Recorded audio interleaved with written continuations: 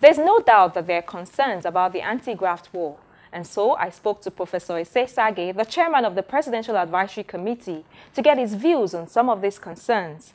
I began by asking what he thinks is responsible for the recent string of losses in the courtrooms. There's some exaggeration about losses. There have been successes too, you know.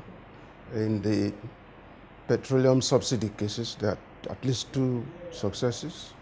The case of the former governor of Adamawa State, quite a number of others. In fact, in the last 1 year, the EFCC has won about 200 cases. So it is this mainly these politically exposed persons cases that there's been some problem. Our response is that situations like this should be envisaged. All the lost cases have been appealed against. There's a rigorous review going on of both the presentation of the EFCC and the other agencies and the actual judgments themselves to see where the problem lies so that they are not repeated, and where there was no problem to ensure that the appeal succeeds. So we have to look at it generally from the point of long-distance race. There will be setbacks now and then, but the important thing is to learn from your setbacks and work hard to ensure that they are not repeated. Senior Advocate of Nigeria, Femi Falana, recently said that the anti-corruption agencies need reorganization, that there appears not to be cooperation amongst them. And this perhaps might be one of the reasons why they're losing cases. What do you think? I'm not absolutely certain that that's the reason, but if that is one of the reasons that there's not enough cooperation, definitely there's no basis for that, because we already have a template, protocol, which establishes a basis for them to interact all the time, so that if one has information that is important to the other, it should supply it. That already exists. But from what is being said, we'll have to look at it, whether the best use is being made of that protocol. So it's, as I said, we're just learning from all these things. Former President Olusegun Obasanjo recently said that the EFCC and by extension the other prosecuting agencies need ogbonge lawyers, that's more experienced lawyers. And this brings to mind the questions of whether the EFCC and its lawyers are well funded, or even if the personnel is well trained for the job that they do. Funding and training are never sufficient. There are so many demands, so many agencies, so there is a problem. But I think really that the EFCC and the ICPC, even the Code of Conduct Tribunal, have made a case for more funding, for more experienced and better trained personnel. And those are things will certainly be taken up, and to ensure that government is aware that these are very urgent and necessary steps which have to be taken. But the real problem is that funds are scarce. But emphasis ought to be placed on the needs of these agencies. Yes, I agree with that. I think it was PACAC, the Presidential Advisory Committee Against Corruption, that also recently suggested at its interaction with civil society organizations and the media that perhaps the EFCC can keep a certain percentage of what it recovers, and this will serve as impetus to do more and also meet their funding challenges and all of that. What's happening in that direction? That is an ongoing debate, so I can assure you. It has advantages, it has disadvantages. It can be abused if not well policed, let me put it that way.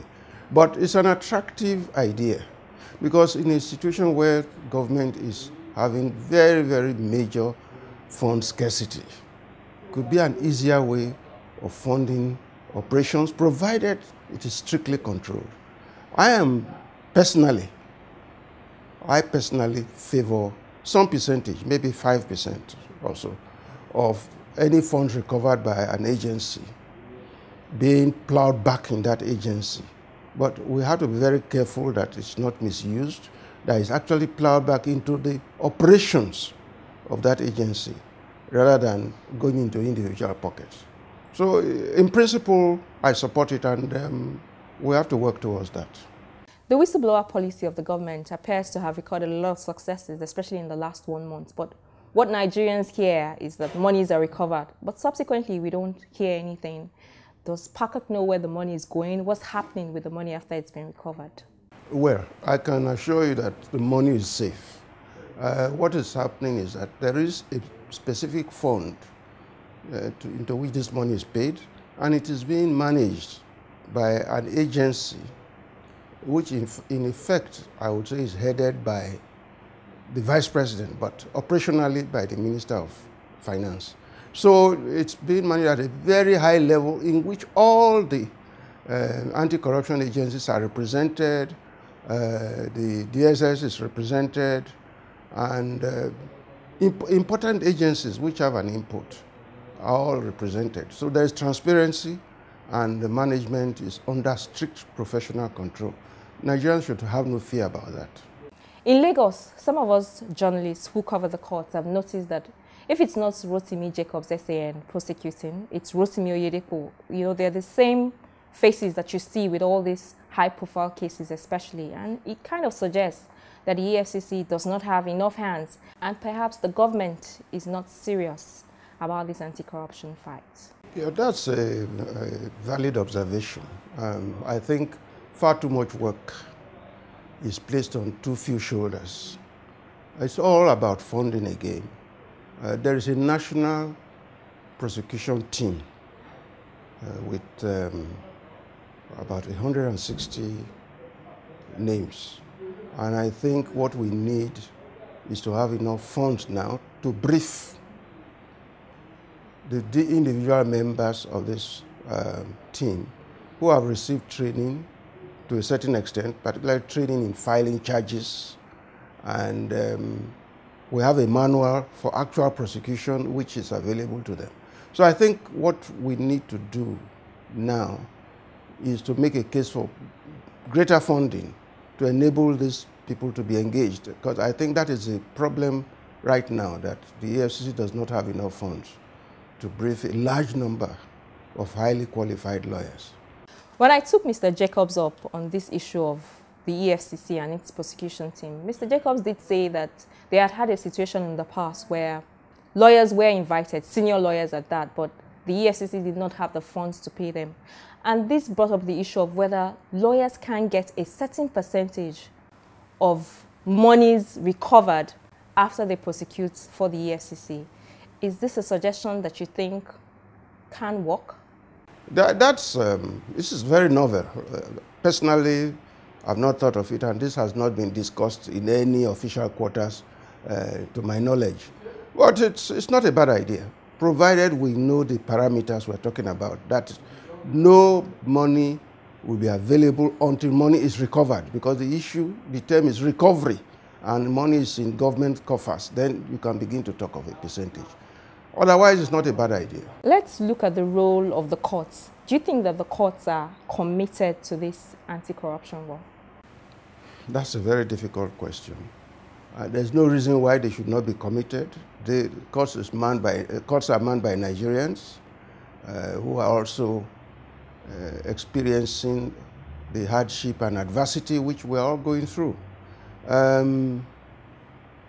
So I presume that the courts must be committed, and we as a committee are doing everything to update the members of the judiciary about the nuances of all the laws which exist for the fighting of corruption. And so they cannot also complain of ignorance. If there is a case in which a court acts in bad faith, that immediately informs you that it's deliberate, and such a person simply wants to sabotage, or if you like, wants to create an obstacle in the struggle for us to regain what has been looted. And that judge will probably expose himself in the process. But by and large, I don't think that is the